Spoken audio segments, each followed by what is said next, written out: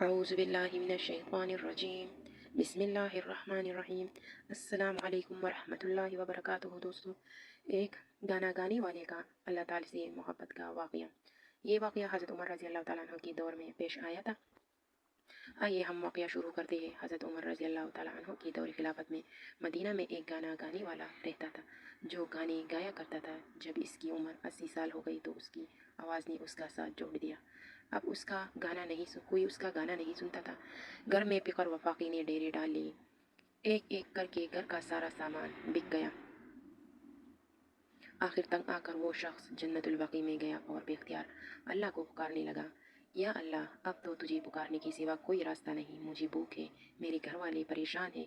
یا اللہ، مجھے کوئی نہیں سنتا تو تو میری سن۔ میں تنگ دست ہوں، تیرے سوا میرے حال سے کوئی واقف نہیں۔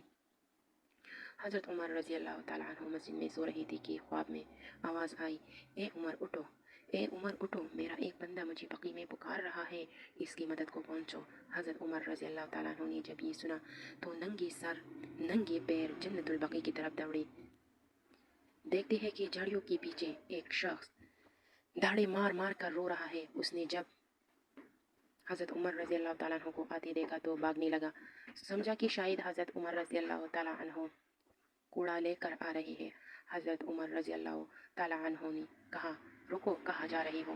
میں تمہاری مدد کے لیے آیا ہوں۔ وہ بولا، آپ کو کس نے بھیجا ہے؟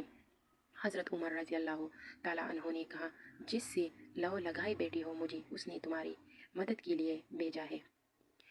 یہ سننا تھا کہ وہ شخص گھٹنوں کے بل گرا اور داڑے مار مار کر رونے لگا اور کہنے لگا، یا اللہ، یا اللہ، ساری زندگی تیری نافرمانی کی، تجھے بلائے رکھا، یاد بھی کیا تو روٹی کے لیے، اور تو نے اس پر بھی لبیک کہا اور میری مدد کے لیے اپنے اتنے عظیم بندے کو بھیجا۔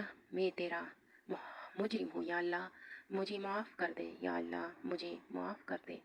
یہ کہتے کہتے وہ مر گیا۔ حضرت عمر رضی اللہ تعالیٰ عنہ نے اس کی نماز جنازہ پڑھائی اور اس کے گھر والوں کے لیے بیت المال سے وظیفہ مقرر فرمایا۔ بے شک اللہ تعالیٰ بڑا غفور الرحیم اور رحمان اور رحیم ہے۔